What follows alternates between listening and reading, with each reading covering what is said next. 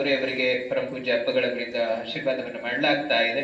ಯಾವತ್ತೂ ಕೂಡ ಅವರಿಗೂ ಸಹ ನಿಮ್ಮೆಲ್ಲರ ಜೋರಾದ ಚಪ್ಪಾಳೆ ಮೂಲಕ ಅನಂತ ಶರಣಾರ್ಥಿಗಳನ್ನ ತಿಳಿಸೋಣ.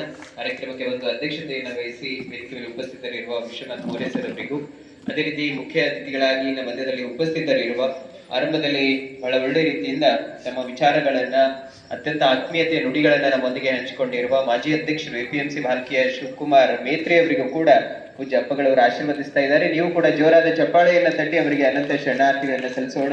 ಅದೇ ರೀತಿ ಕಾರ್ಯಕ್ರಮದ ವೇದಿಕೆ ಮೇಲೆ ಉಪಸ್ಥಿತರಿದ್ದು ಆರಂಭದಲ್ಲಿ ಬಸವಗುರು ಪೂಜೆ, ಶ್ರೀಶರಣ ಪಂಚಶೀಲವನ್ನ ಹೇಳುವುದರ ಮೂಲಕವಾಗಿ ಕಾರ್ಯಕ್ರಮದಲ್ಲಿ ತಮ್ಮ ವಿಚಾರಗಳನ್ನ ನಮ್ಮೊಂದಿಗೆ ಹಂಚಿಕೊಂಡಿರುವ ಡಿ ಸಿದ್ದೆ ಸರ್ ಅವರು, ನಿವೃತ್ತ ಶಿಕ್ಷಕರು, ಅವರು ಸಹ ಈ ಕಾರ್ಯಕ್ರಮದ ವೇದಿಕೆ ಮೇಲೆ ಉಪಸ್ಥಿತರಿದ್ದಾರೆ.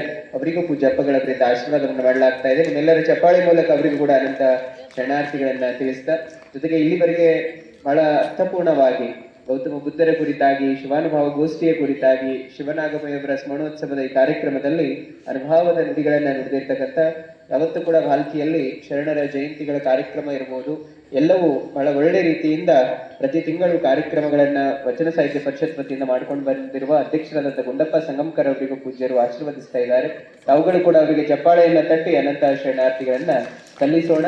ಇದೀಗ ಕಾರ್ಯಕ್ರಮದ ದಿವ್ಯ ಸನ್ನಿಧಾನವನ್ನ ವಹಿಸಿರುವ ಪರಮ ಪೂಜ್ಯ ಮದ್ಗನಲಿಂಗ ಚಕ್ರವರ್ತಿ ಪೂಜ್ಯ ಶ್ರೀ ಗುರುಬಸವ ಪಟ್ಟದೇವರ ಅಪ್ಪಗಳವರ ಆಶೀರ್ವಚನದ ನುಡಿಗಳನ್ನ ಇನ್ ಮುಂದೆ ನಾವು ನೀವೆಲ್ಲರೂ ಆಲಿಸೋಣ.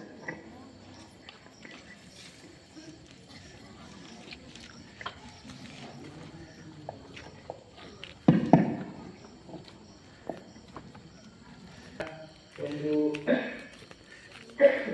ಜಯಂತಿ ಅದು ಎಲ್ಲ ಮಹಾಪುರುಷರು ಮಹಾತ್ಮರ ಸಂದೇಶ, ಪ್ರೇಮ, ಪ್ರೀತಿ, ಶಾಂತಿ, ಎಲ್ಲರೂ ಆ ಸಾಮರಸ್ಯದಿಂದ ಬದುಕಬೇಕನ್ನೋ ಸಂದೇಶನೇ ಮಹಾಪುರುಷರಿದೆ. ಅಂಥದ್ರಲ್ಲಿ ಬುದ್ಧರ ಸಂದೇಶ ಅದು ನಮ್ಗೆಲ್ಲರಿಗೂ ಒಂದು ಬೆಳಕಿನ ಸಮಾನತೆ, ಅದೊಂದು ದಾರಿ ದೀಪ ಅಂತ. ಬುದ್ಧರ ಜಯಂತಿ, ಶಿವನಾಗಮಯ್ಯನವರ ಸ್ಮರಣೋತ್ಸವ,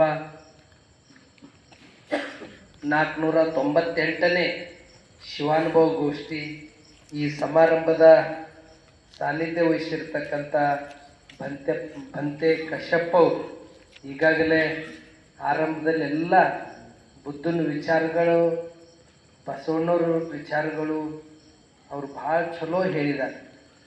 ಅವ್ರ ನಂತರ ಇಲ್ಲಿ ನಮ್ಮ ಶಿವಕುಮಾರ್ ಮೇತ್ರಿ ಅವರು,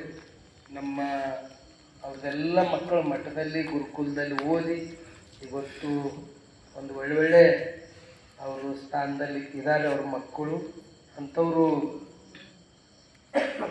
ಶಿವಕುಮಾರ್ ಮೇತ್ರಿ ಅವರು ಒಳ್ಳೆ ಮಾತುಗಳ ಆಡಿದ್ರು.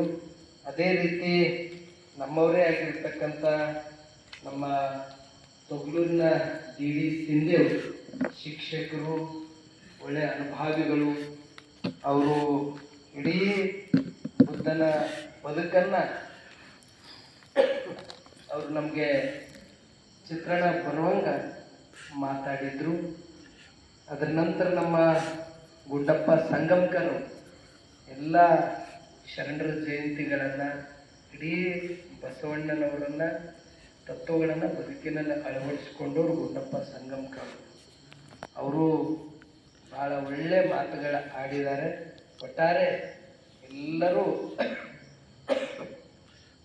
ಬುದ್ಧಂದು, ಬಸವಣ್ಣವ್ರದ್ದು, ಶಿವನಾಗಮ್ಮಯ್ಯವರು ಎಲ್ಲರ ಬಗ್ಗೆ ವಿಷಯಗಳನ್ನು ನಮಗೆ ಅವರು ದರ್ಶನ ಮಾಡಿಸಿದ್ದಾರೆ. ಈಗೇನು ಹೇಳಬೇಕು ಎಂಬುದು ಗೊತ್ತಾಗ್ತಾ ಇಲ್ಲ. ಮೊನ್ನೆ ಮಲ್ಲಿಕಾರ್ಜುನ್ ಖರ್ಗೆ ಅವ್ರು ಬಂದಾಗ ಬುದ್ಧಂದು ಹೆಂಗೆ ಎಲ್ಲ ಕಡೆ ಅದ, ಹಂಗೆ ಬಸವಣ್ಣವ್ರದ್ದು ವಿಚಾರ, ಆ ತತ್ವಗಳು ಬರಬೇಕಾದ್ರೆ ಅವ್ರು ಹೇಳಿದ್ರು ಆಚಾರ, ವಿಚಾರ, ಪ್ರಚಾರ, ಇವು ಮೂರು ಇವು ಕಾರ್ಯರೂಪಕ್ಕೆ ಬಂದು ಅಂತಂದ್ರೆ ಇದು ಮತ್ತು ಬಸವ ತತ್ವನು ಎಲ್ಲ ಕಡೆ ಅದು ಜಗದಗಲ ಇದು ಎಲ್ಲ ಕಡೆ ಪಸರಿಸ್ತದ ಅಂತಕ್ಕಂಥ ವಿಷಯ ಅವರು ವಿಚಾರನ ಇಟ್ಟಿದ್ರು. ನಿಜಕ್ಕೂ ನಮಗೆ ಈ ಬದುಕಂತಂದ್ರೆ ಏನು, ಈ ಜೀವನ ಅಂತಂದ್ರೆ ಏನು? ಈ ಜೀವನ ಕೇವಲ ಹಿಂಗ ಬಂದು ಹೋಗೋದಕ್ಕೆ ಜೀವನ ನಂಬಲ್ಲ. ಜೀವನ ಇದು ಇದು ಹೆಂಗ ಸದ್ಬಳಕೆ ಮಾಡ್ಕೋಬೇಕು, ಅದಕ್ಕೆಲ್ಲ ಒಂದು ಮಾರ್ಗ ಬುದ್ಧರು ನಮ್ಗೆ ಕೊಟ್ಟ. ಅಂತ ರಾಜರ ಮಗನೇ ಈ ಪ್ರಪಂಚದ ಶಾಂತಿಗೋಸ್ಕರ, ಈ ಪ್ರಪಂಚದಲ್ಲಿ ಒಂದು ಸನ್ಮಾರ್ಗಕ್ಕೋಸ್ಕರ ಇಡೀ ತನ್ನ ಅರಮನೆ ಬಿಟ್ಟು ಬುದ್ಧ ಎಲ್ಲಕ್ಕೂ ಸಿದ್ಧ. ಬುದ್ಧ ಅವರು ಎದ್ದ ತಿಳ್ಕೊಂಡು ಬರ್ತದ ಅಂದ್ರೆ ಅವ್ರೆಲ್ಲ ರೀತಿ ನಮ್ಮ ಮಾರ್ಗ ಕೊಟ್ಟ. ಅಂದ್ರೆ ಕ್ಷಣಿಕ್ ಸುಖಕ್ಕಾಗಿ ಬಡದಾಡೋದು ಬೇಡ. ಅವ್ರ ಬಳಿ ರಾಜುಟಿಗೆ ಇದ್ರು ಕೂಡ ಅದು ಬಿಟ್ರು ಅವ್ರ ಹೊರಗ ಬಂದು ಆ ಒಂದು ಜ್ಞಾನ ಉದಯ ಆಯ್ತು. ಆ ಜ್ಞಾನನೇ ಇಡೀ ಪ್ರಪಂಚಕ್ಕೆ ಅವರು ಪಸರಿಸ್ಯಾರ.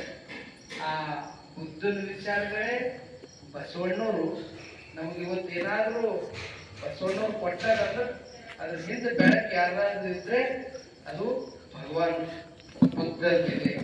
ಆ ಬುದ್ಧನ ಸಂದೇಶನೇ ಅದು ಬಸವಣ್ಣವರು ಸಾಕಾರ ರೂಪದಲ್ಲಿ ಕೊಟ್ಟಾರ. ಅದರ ಸಲುವಾಗಿ ಬುದ್ಧ ಅಂದ್ರೆ ಮಾರ್ಗ, ಬಸವಣ್ಣವ್ರು ಅಂದ್ರೆ ಸನ್ಮಾರ್ಗ, ಬಾಬಾ ಸಾಹೇಬ್ ಅಂಬೇಡ್ಕರ್ ಅಂದ್ರೆ ಅದು ರಾಜ ಮಾರ್ಗ ಅಂತಕ್ಕಂಥ ಮಾತು ನಾನು ಎಲ್ಲ ಕಡೆ ಅದಕ್ಕೆ ಹೇಳ್ತೀನಿ. ಅಂದ್ರೆ ಯಾಕಂದ್ರೆ ಆ ಬುದ್ಧ ಅಂದ್ರೆ ನಮ್ಮ ತಾಯಿ ಇದ್ದಾನೆ, ಬಸವಣ್ಣವ್ರು ಅವ್ರ ಮಕ್ಕಳು, ಮತ್ತು ಮೊಮ್ಮಗ ಯಾರು ಅಂದ್ರೆ ಅಂಬೇಡ್ಕರ್. ಈ ಇಲ್ಲಿ ಶರೀರಗಳು ಬೇರೆ ಬೇರೆ ಆದ್ರೆ ಮನಸ್ಸುಗಳು, ವಿಚಾರಗಳು, ತತ್ವಗಳು ಎಲ್ಲವೂ ಒಂದೇ ಅದ. ಈ ವಚನ ಸಾಹಿತ್ಯ ಅದ, ಅಲ್ಲಿ ತ್ರಿಪಿಟಕ ಅದ. ಅಲ್ಲಿ ನಾವು ಅಷ್ಟಾಂಗನ ಪಂಚಾಚಾರ ಶಟಸ್ಥಲ ಅಂತ ಹೇಳ್ತೀವಿ, ಅಲ್ಲಿ ಅಷ್ಟಾಂಗ ಮಾರ್ಗ ಅಂತದ. ಅಂದ್ರೆ ಬಸವಣ್ಣವ್ರು ಯಾರು ಅವೆಲ್ಲನೂ ಅವ್ರಿಗೆ ಬೆಳಕು ಬಂತಂದ್ರೆ ಅದು ಬುದ್ಧಂದೇ ಬಂದ. ಅಂತ ಬುದ್ಧರ ಸಂದೇಶ ಇವತ್ತು ಬುದ್ಧನ ಸಂದೇಶ ಇವತ್ತು ಅಶಾಂತಿ ಹೋಗ್ಬೇಕಾದ್ರೆ ಬುದ್ಧನ ಮಾರ್ಗ ಪಾಲಿಸಬೇಕು. ಇವತ್ತೇನು ಯುದ್ಧಗಳು ನಡೆದವಲ್ಲ, ಏನ್ ಅಮೇರಿಕಾ, ಇರಾನ್ ಇವೆಲ್ಲ ಏನ್ ನಡೆದವಲ್ಲ, ಇದು ಎಲ್ಲ ಹೋಗ್ಬೇಕಾದ್ರೆ ಬುದ್ಧನ ಸಂದೇಶ ಅವ್ರ ಜೀವನದಾಗ ಅಳವಡಿಸ್ಕೋಬೇಕು. ಇವತ್ತು ಬುದ್ಧನ ಸಂದೇಶ ಪ್ರಪಂಚನೇ ಕೊಂಡಾಡ್ಲತ್ತದ. ಅಂತ ಬುದ್ಧರು ನಮ್ಮ ಭಾರತದಲ್ಲಿ ಜನ್ಮ ತಾಳಿ ನಾವು ಅವ್ರ ನೆಲದಾಗ ತಾಳಿದ ನಮ್ಮ ಸೌಭಾಗ್ಯ, ನಮ್ದು ನಿಮ್ದು ಎಲ್ಲ. ಅಂತ ಬುದ್ಧನ ಸಂದೇಶವನ್ನ ಅವರೆಲ್ಲ ಬಾಳ ಬದುಕಿದ್ದು ನಮಗೋಸ್ಕರ, ನಮ್ಗೊಂದು ಎಲ್ಲ ರೀತಿಯಿಂದ ಅವರು ಬಹಳ ಒಂದು ಸಂದೇಶ, ಅವ್ರು ಚಲೋ ಸಂದೇಶ ಕೊಟ್ಟಾರ. ಅಂದ್ರೆ ಆಸೆಯೇ ದುಃಖಕ್ಕೆ ಮೂಲ, ಆಸೆ ಇದು ಕ್ಷಣಿಕ ಸುಖ ಕೊಡ್ತದಂತೆ. ನಮ್ಗೆಲ್ಲ ರೀತಿಯ ಒಂದು ಹೆಂಗ ಜೀವನದಾಗ ರೂಪವನ್ನ ತಗೋಬೇಕು, ಜೀವನ ಅಂತಕ್ಕಂಥ ಇದು ಮೌಲ್ಯವನ್ನ ಹೆಚ್ಚಿಸಬೇಕಾದ್ರೆ ಆ ಬುದ್ಧನ ವಿಚಾರಗಳೇ ನಮ್ಮ ಬದುಕಿನಲ್ಲಿ ಅಳವಡಿಸ್ಕೋಬೇಕು ಅಂತಕ್ಕಂಥ ಮಾತನ್ನು ತಿಳಿಸಿ, ಅದೇ ರೀತಿ ಇಲ್ಲಿ ಬುದ್ಧನ ಜೊತೆ ಇವತ್ತು ಶಿವನಾಗಮಯ್ಯವರ ಸಮಣೋತ್ಸವ 12ನೇ ಶತಮಾನದ ಶರಣರು ಅಂತ ಒಂದು ಬಸವಣ್ಣವರು ತತ್ವದ ಇಟ್ಕೊಂಡು ಅವರು ಅನೇಕ ವಚನಗಳನ್ನ ಅವರು ನಮಗೆ ಕೊಟ್ಟಿದ್ದಾರೆ. ಅಂತ ವಚನಗಳನ್ನ ಅವರು ರಾಮೇಶ್ವರರ ನಾಗಪ್ರಿಯ ರಾಮೇಶ್ವರರ ಅಂತ ತಿಳ್ಕೊಂಡು ಅವರ ಅಂಕಿತ ನಾಮ ಇದೆ.